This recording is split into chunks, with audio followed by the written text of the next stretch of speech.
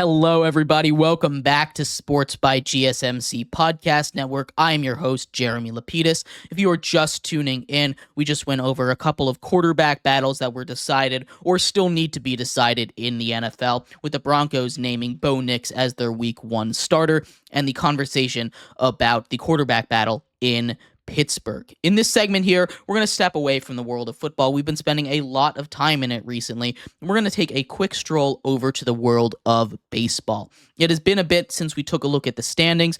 The playoffs are just over a month away, just about 35 games left for almost every team to play.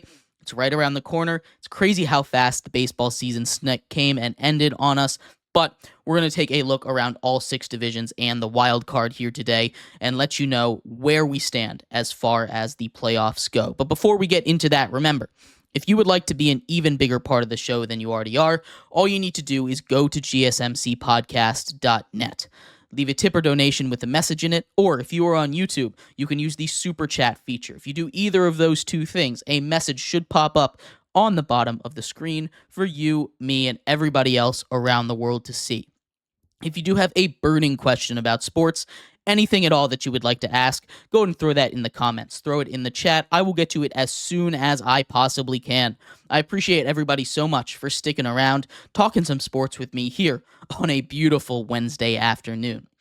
But like I was saying, we are going to get into the world of baseball here, talking a little bit about some playoff updates. And we're going to start off in these divisions. We're going to start off with the most competitive division, at least at the top, in the AL East. This is a division that is a battle of powerhouses.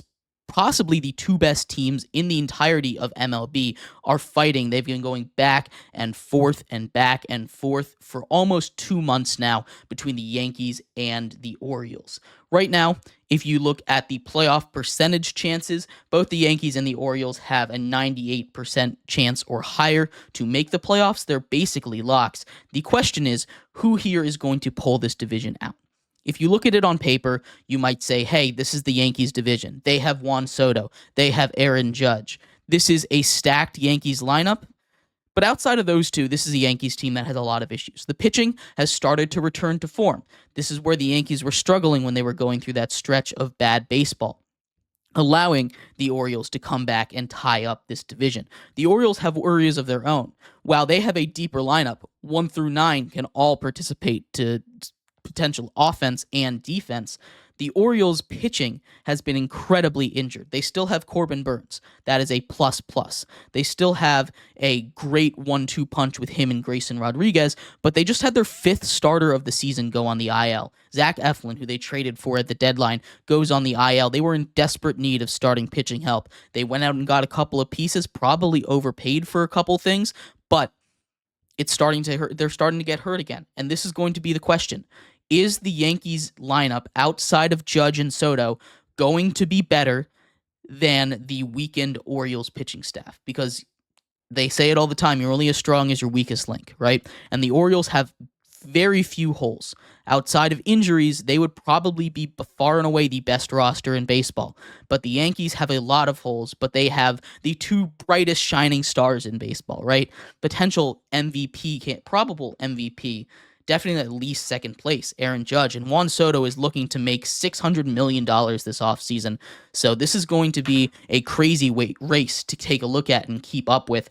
I'm going to go ahead and give this one to the Yankees. I think the Orioles are starting to lose steam a little bit, and that pitching is going to hurt them. We already know what the Yankees' problems have been. They've had these problems the whole time, and they've still been able to keep pace with this stacked Orioles roster. So I'm going to give the slight edge to the Yankees, although we'll see the Orioles in the playoffs. They will make the playoffs. The other division, next division up in the AL Central. This is a 3-horse race. You have the Guardians, who have been on top the whole time and very quietly battling for the best record in the AL. They have been up there for a little bit. They're only only 1 game back of the Yankees and the Orioles right now as far as record goes for being the best team in baseball, in baseball, actually. But this is a team that made a couple of swings at the trade deadline, and they haven't quite worked out. Lane Thomas has fallen off a cliff. He's got a 7 WRC+. That is awful. This is not where you want to be as you head into playoff time, but this is a Guardians team that has done nothing but succeed all season long, despite a lot of different mediocre parts. Their bullpen is elite, probably the best in all of baseball. Their hitting is situational. They have some great top. They have some really good hitters at the top. Obviously, Jose Ramirez, Steven Kwan hitting basically anything he sees.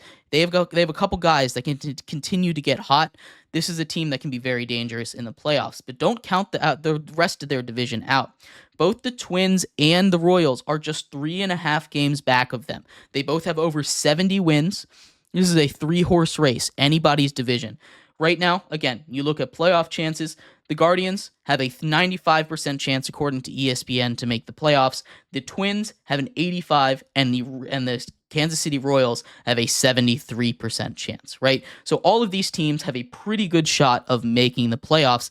That doesn't mean it's guaranteed. Anything can happen, and we'll take a closer look at it when we get to the wild card section of it. But taking a look at the schedules down the stretch, there's going to be some very key series for teams like Cleveland as we get through the end of August. They have a 3-game set against the Royals coming up next week. Then, a 5-game set.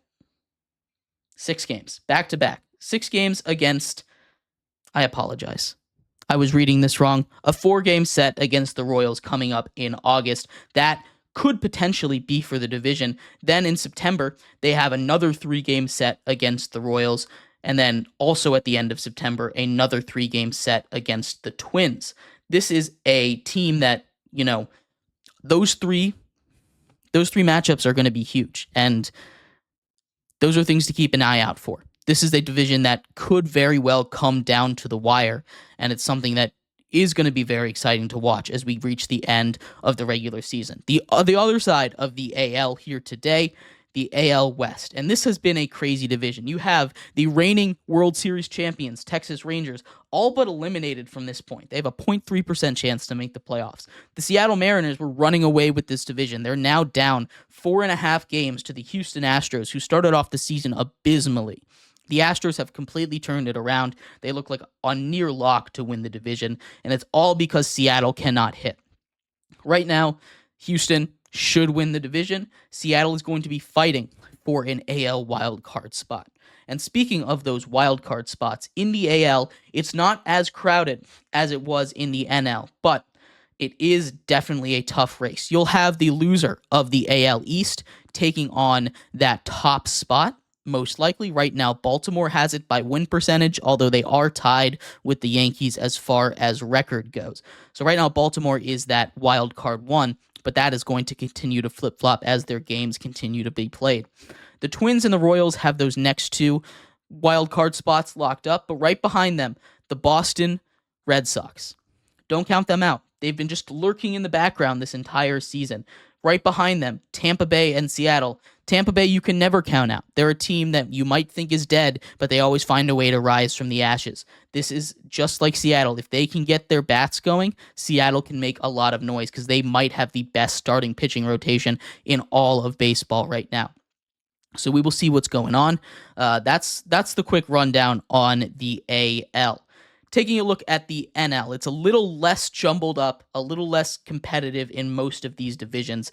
The NL East, the Phillies have a pretty solid control on. The Braves are starting to heat up again, but a lot of injuries have taken them down this season. The Phillies are tied for the best record, are tied for the second best record in all of baseball right now, behind the Dodgers.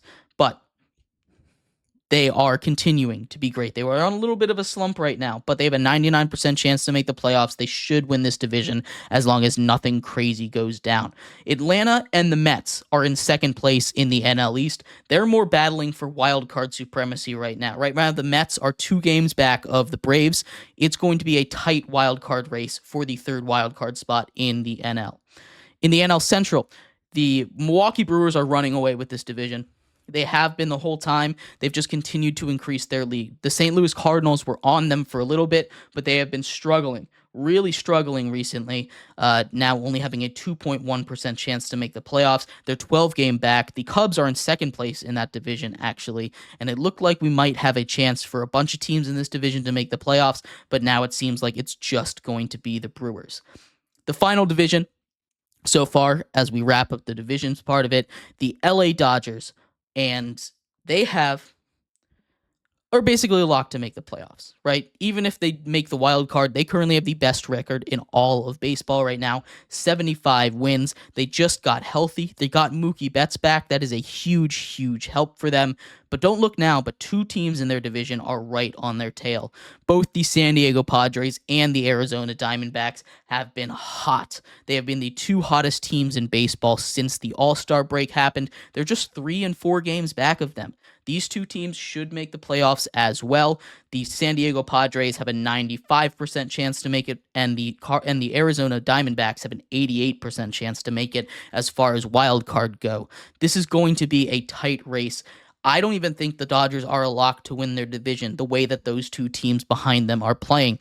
This is going to be a tight race. I do think all three of these teams should make the playoffs regardless, but division supremacy is going to be huge. Whoever wins this division is most likely going to get a bye, as it stands right now at least. So this is a huge division to win. I'm very intrigued to see what happens as the last just about month of the season goes on. Taking a look over at the wild card. Just mentioned the Padres and the Diamondbacks.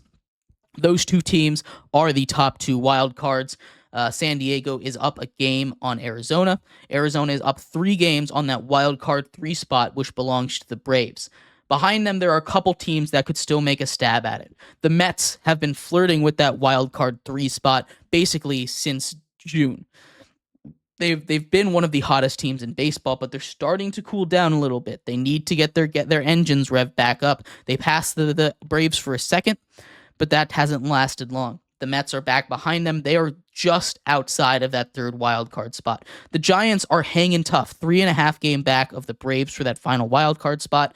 They are probably not going to make it, but if there is a long shot team to do it, it would be them. That's where we stand right now as far as MLB teams. If I'm going to give a prediction with just about a month out, I'd say probably the wild cards stand as they are. Maybe we see the Mets overtake the Braves the way they've been playing, but this is going to be an intense month of baseball. The Mets and the Braves play on the final, second to last series of the year. That one could be an incredibly important series. So we'll keep an eye out on that one as we get prepared for playoff baseball. I can't wait for that. But let me know what you think is going to happen in the world of baseball. I'd love to hear your thoughts. We're going to take a quick break here. When we come back, we're going to talk a little bit about college football, continuing our preview series of college football as it starts this weekend. Today, taking a look at the ACC. So stick around for that. We'll be right back here on Sports by GSMC Podcast Network.